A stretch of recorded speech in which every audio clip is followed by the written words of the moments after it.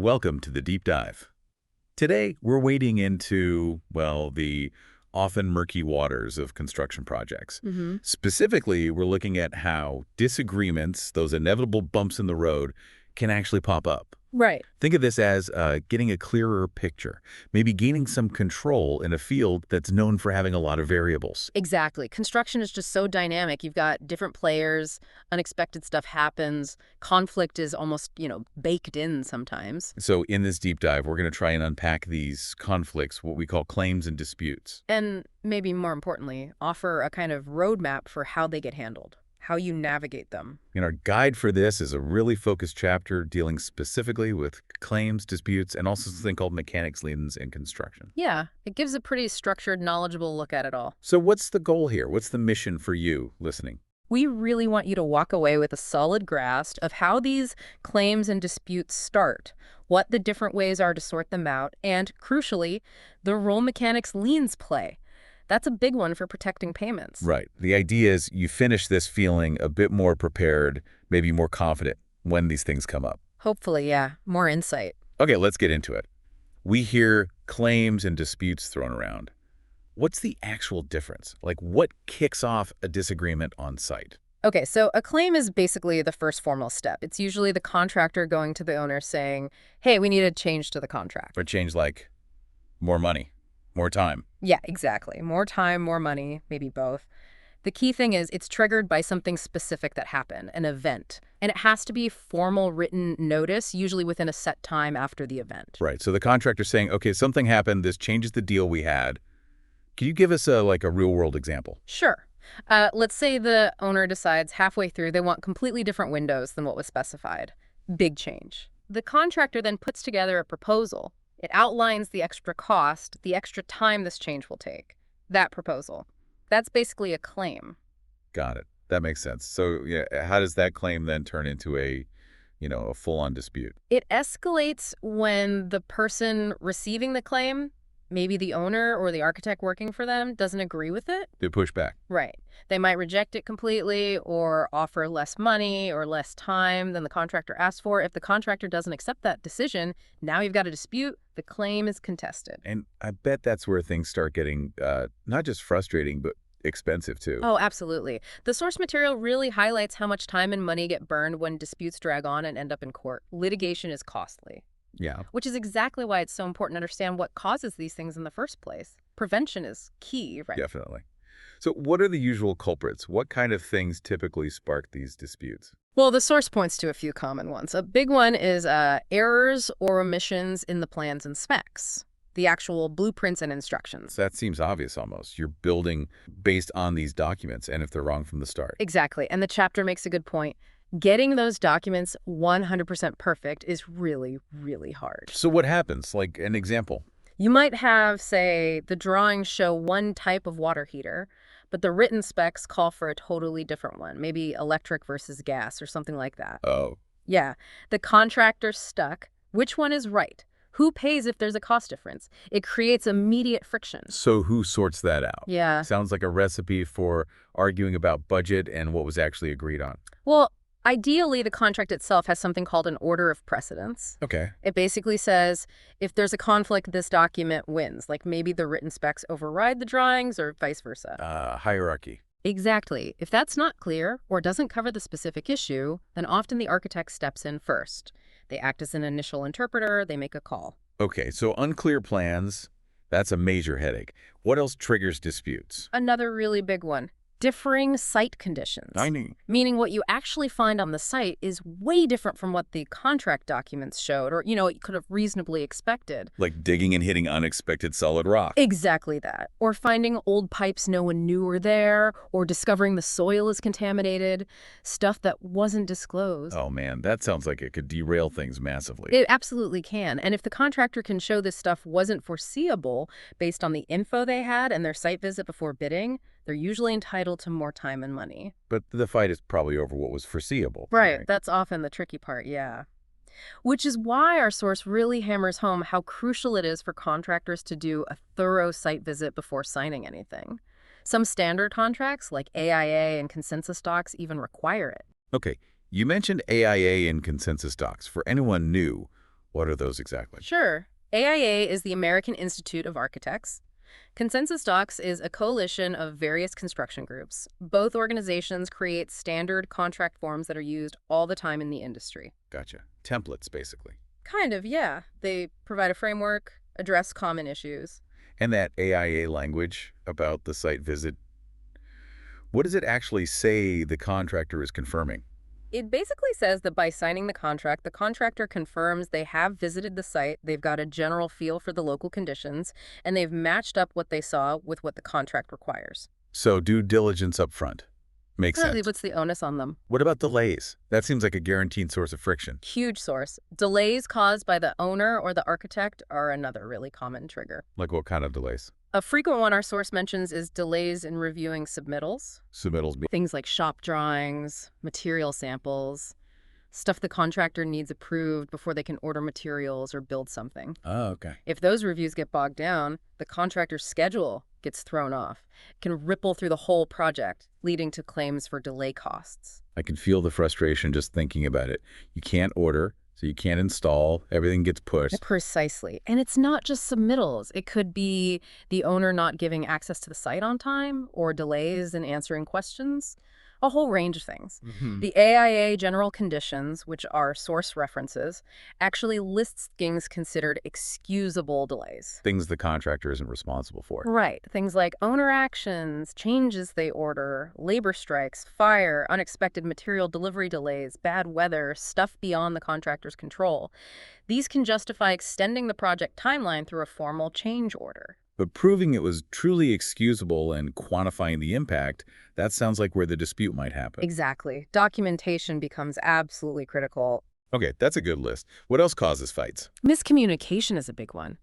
Or relying on verbal instructions, oh, just do this. Yeah, I can see that going sideways fast. This source really stresses changes to the scope of work need to be in writing. Formal change orders. Every time. No handshake deals on changes. Definitely not. It also cautions against, say, the owner talking directly to a subcontractor and giving instructions. That bypasses the general contractor and can lead to major confusion about who said what, who's responsible. Keep the lines of communication clear. Through the proper channels. Yes, documented, chain of command.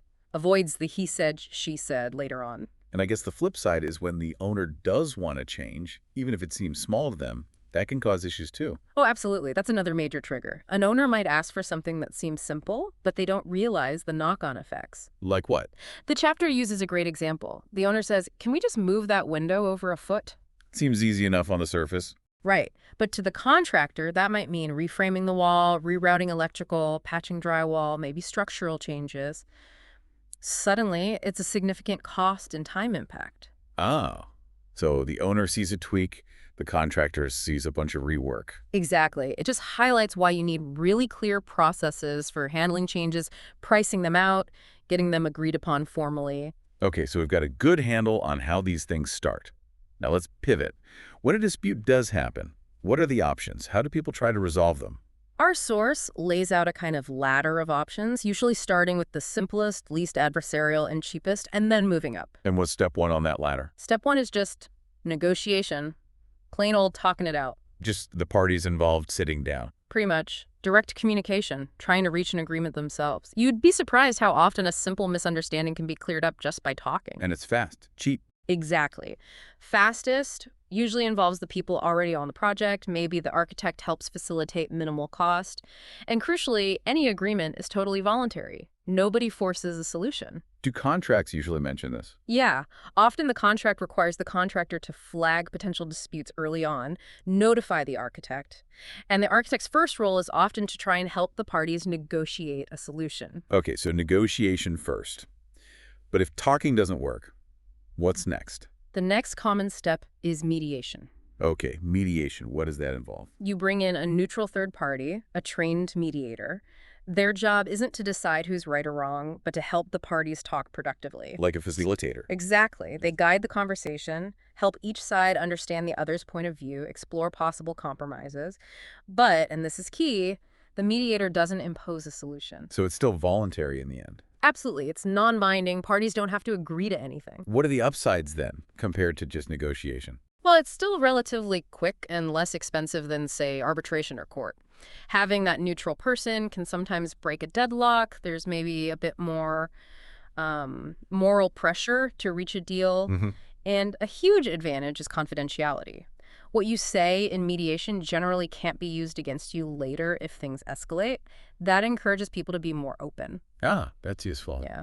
And our source notes that many contracts actually require mediation as the next step if negotiation fails, before you can even think about arbitration. Okay, so negotiation, then maybe mediation. If that doesn't work, where do we go? Then you're usually looking at arbitration. Arbitration. How's that different from mediation? Sounds similar to neutral third party. It starts similarly with a neutral expert, the arbitrator. But the massive difference is the arbitrator hears both sides and then makes a decision. They issue a ruling. Ah, so they do impose a solution. Yes. And typically, that ruling is binding, legally obligates both parties to follow it. Although sometimes contracts might specify non-binding arbitration, usually it's binding. No jury, typically. Mhm. Is there like a main body that handles this? In the U.S., the American Arbitration Association, the AAA, is a big one. Contracts often say arbitration will happen under AAA rules using their arbitrators. Okay. What are the pros and cons of going the arbitration route? Well, the pros?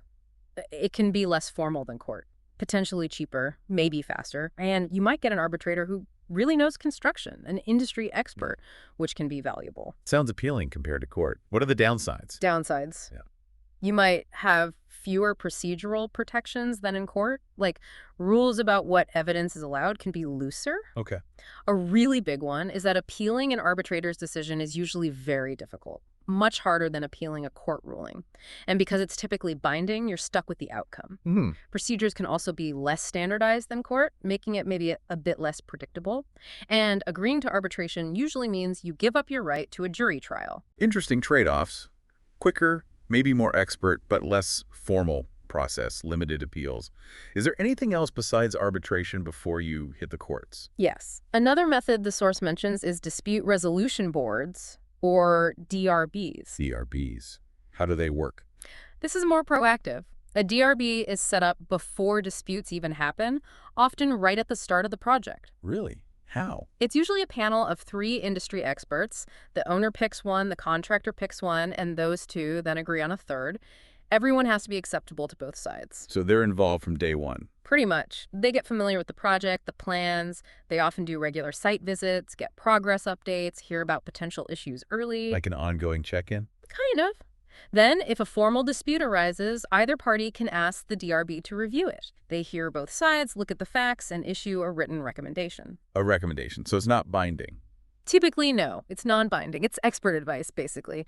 If the parties don't accept the recommendation, then they usually head off to arbitration or litigation. Seems like a good way to get an early expert opinion. Maybe stop things escalating. It's the idea. Keep disputes from festering. And then the final stop. The one everyone wants to avoid. Litigation. Going to court. Yep, that's the last resort when nothing else works. Filing a lawsuit, dealing with the whole court system. Lawyers, documents, court dates. Exactly. Lawyers are essential. Lots of paperwork. Court appearances, maybe a jury trial. Our source is pretty clear this is generally the least desirable path. Why? Just the cost? Cost is huge, yes, but it's also incredibly time-consuming, very complex, and often communication breaks down further because everything goes through the lawyers. It can become very indirect. Any upsides at all? Well, court procedures are very established, predictable in a way, Yeah. and you have clear rights to appeal decisions. But usually, the time, cost, and stress far outweigh those potential benefits compared to the other methods. Right. Okay, so that covers the resolution landscape. Now let's switch gears slightly to something you mentioned earlier, mechanics liens. Sounds important. What exactly are they? Mechanics liens are a really unique and powerful tool just for the construction world. Essentially, they're a way to secure payment. Secure payment for who? For anyone who provides labor, materials, services, anything that improves the value of a piece of real estate but hasn't gotten paid for it. So, contractors, suppliers. Generally, yes. Contractors, subcontractors, material suppliers. The specifics vary state by state, but that's the core idea. It's a security interest in the property itself. A security interest, like collateral. Kind of, yeah. A lien is basically a legal claim, an encumbrance filed against the property's title. And what does that mean for the owner? It means if the debt doesn't get paid, The lien holder, the person owed money, can eventually take legal action to force the sale of the property. Wow, foreclosure. Potentially, yes. They can sue to foreclose the lien, and if successful, the property gets sold and they get paid out of the proceeds. It's a serious remedy. Now, the source said this is one option for a prime contractor, but often the best option for subs and suppliers. Why that distinction? Because the prime contractor, the general contractor, usually has a direct contract with the owner. They can sue the owner directly for breach of contract if they're not paid. Okay. But subcontractors and suppliers, their contract is usually with the GC, not the owner. So if the GC doesn't pay them, even if the owner paid the GC, they don't have that direct contract claim against the owner. Ah, I see. The lien gives them a direct claim against the property itself, regardless of who they had the contract with. It cuts through the contractual chain sometimes. That makes perfect sense. But the source also stressed there are really strict rules, strict procedures. Why so strict? It's mainly to protect the property owner, especially an owner who has paid their general contractor in good faith. Right. They don't want their property sold out from under them if they already paid. Exactly. Because a lien clouds the title and could lead to foreclosure, the law puts up a lot of hurdles. You have to follow specific steps, meet tight deadlines. If you mess up the procedure, you can lose your lien rights completely. And you mentioned state differences. Mhm. Are they minor variations or big ones? Oh, they can be huge. The source really emphasizes how dramatically lien laws vary state by state. You absolutely cannot assume the rules are the same everywhere. Okay, hit us with some examples. How different can it be? Okay, take the initial notice requirements, just letting the owner know you might file a lien later. In California, you generally need to send a preliminary notice within 20 days of starting work or supplying material. 20 days, pretty quick. Yeah. In Florida, subs and suppliers have to send 2 notices, a notice to owner and a notice to contractor within 45 days. 2 notices, okay. Missouri. A prime contractor can lose their lien rights entirely if they don't give the owner a specific warning before getting their very first payment. Wow, that's tough. Texas has a whole system of monthly notices subcontractors need to send. Yeah. But then you go to Nebraska, and apparently there are no mandatory preliminary notice requirements at all. That is a massive range. So just sending the initial notice is complicated. What about actually filing the lien claim itself after the work's done? Same story, big variations. There are strict deadlines for recording the actual lien document with the county recorder's office, and the deadline might be tied to different things: project completion, last day of work, or if the owner files a notice of completion. Notice of completion. Yeah, something the owner can file to signal the project is done. In California, for instance, if the owner files that notice, the GC only has 60 days to record their lien instead of the usual 90. Subcontractors often have even less time, maybe 30 days. So filing that notice helps the owner shorten the lien window. Exactly, it benefits the owner. In Texas, the deadline is generally the 15th day of the 4th month after the job's done. For subs, it might be the 3rd month after they last supplied anything. Okay. New York gives you longer, maybe 8 months for most private jobs. Maryland, it's 120 days from when you last worked or supplied materials. So bottom line, you miss that specific state deadline, you're probably out of luck on the lien. Pretty much, yeah. You lose that powerful leverage. And if you do file it correctly on time, what happens then? Well, just recording the lien often gets the owner's attention. It clouds their title, makes it hard to sell or refinance. Often, that alone prompts payment. And if it doesn't? Then the next step is usually filing a lawsuit to actually foreclose on the lien. That starts the legal process towards potentially forcing a sale. Okay. What about public projects? Like building a school or a highway? Could you put a lien on government property? No, generally not. The source is clear on that. You can't lien public property. So what happens if a sub doesn't get paid on a public job? Their main recourse is usually a bond claim. General contractors on public projects typically have to post payment bonds. Basically, insurance policies guaranteeing payment to subs and suppliers. You file a claim against that bond. Got it. Bond claim, not a lien. Right. Now, I've also heard about lien waivers or releases. What role do they play? Yeah, very important. Lien waivers are documents used throughout the payment process. When a sub or supplier submits a bill for partial payment. Like a monthly progress payment. Exactly. They usually have to provide a conditional lien waiver along with it. This says, basically, if you pay me this amount, I agree to waive my lien rights for the work covered by this payment. So it protects the owner and GC, showing payments are being made and lien rights released bit by bit. Right. Then, when the project is totally finished and the final payment is made, The owner should get an unconditional waiver and release. That confirms the subsupplier has been paid in full and gives up all lien rights for the whole project. Sounds like a critical paper trail to manage carefully. Absolutely essential for everyone involved. And one last thing on liens. Who actually gets lien rights? You said it varies. It really does. State laws define exactly who qualifies.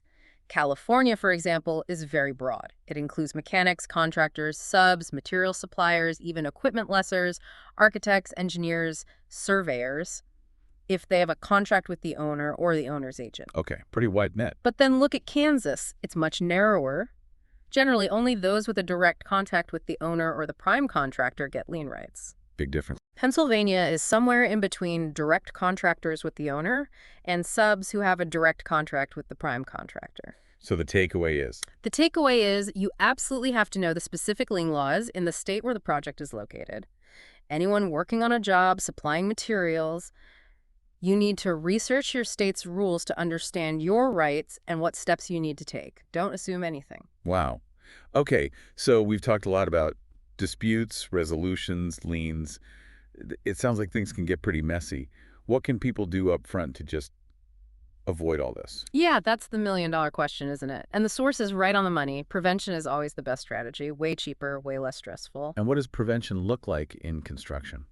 It really boils down to good, solid, proactive project management. Okay. What are some key preventative steps the source highlights? Well, several good points. First, for contractors, avoid the wrong jobs. Honestly, assess your own company's skills, your resources. Is this project really a good fit? Are the timelines realistic? Don't take on something you're not equipped for or that seems doomed from the start. That's just asking for trouble. Okay. Choose projects wisely. What else? Understand the contract. Sounds basic, but it's huge. Have a written contract. Always. Read it. Understand every clause. Maybe even have a lawyer look it over before you sign. Know what you're agreeing to. Ignorance is not bliss with contracts. Definitely not. Then, communication. We talked about it before, but it's critical for prevention too. Clear, consistent, written communication. Document everything. Changes, questions, decisions. There's a saying, the party with the most paper wins. Keep that paper trail. Absolutely. Also, maintain control. Regularly check work progress. Address problems immediately, even small ones. Don't let things fester. Nip problems in the bud. Exactly. And related to that, have clear procedures set up from the very beginning. How do submittals work? How are change orders processed? Define all that up front, maybe in a pre-construction meeting so everyone's on the same page. Avoids confusion later. Right. For GCs, hiring good, reliable subcontractors is vital. You're responsible for their work, so vetting them properly reduces downstream issues. Makes sense. Staying educated is another one. Keep learning about new materials, new methods, changes in codes. It helps you anticipate problems. Stay current. Yep. And finally, the source mentions more collaborative approaches like partnering and integrated project delivery, ITD. How do those help prevent disputes? They're specifically designed to build trust and collaboration. Partnering, which came out of the Army Corps of Engineers, focuses on setting shared goals and open communication from the start. Okay. And IPD. IPD goes even further. It often involves the owner, architect, and contractor signing a single multi-party agreement. They share the risks and the rewards of the project financially. Ah, so everyone's incentivized to work together and solve problems, not blame each other. That's the core idea. It fundamentally shifts the dynamic towards collaboration. So it really sounds like it comes down to clarity up front, good communication throughout, and really understanding the commitments being made. That's a great summary. Doing that work up front is almost always going to save you time, money, and a lot of headaches compared to fighting a dispute or dealing with liens later on. Okay, so let's try and wrap this up. If we boil it all down, what are the absolute key takeaways from this deep dive into construction claims, disputes, and liens? Well, I think first, it's clear that disputes are, unfortunately, pretty common in construction and can arise from all sorts of things: plan errors, site surprises, communication breakdowns, you name it. Right, they happen. Second, understanding the different ways to resolve them is crucial. Knowing the path from negotiation and mediation through arbitration, maybe DRBs, and finally litigation, knowing the pros and cons of each. Know your options. Exactly. Third, mechanics liens are a really vital tool, especially for subs and suppliers, to secure payment. But you have to follow the specific rules and deadlines in your state meticulously. State laws are key there. Absolutely. But overarching all of that is the most important point. Prevention really is the best medicine. Clear contracts, constant communication, good project management. That's how you minimize the chances of disputes blowing up. And hopefully for you listening, this dive gives you a better foundation, more awareness, whether you're an owner, contractor, supplier, whatever your role, more preparedness for these challenges. That's the goal. And maybe one final thought to leave you with. Okay. In this industry, construction, which has so much money and risk involved, how do we find the right balance? The balance between using legal tools like liens when you have to, and fostering a truly collaborative problem-solving environment. That's a good question. How can everyone involved work towards being more transparent, less adversarial? What does that look like in practice to stop small issues from becoming huge fights? And really, how much does just clear, honest, proactive communication play in all of that? Something to think about.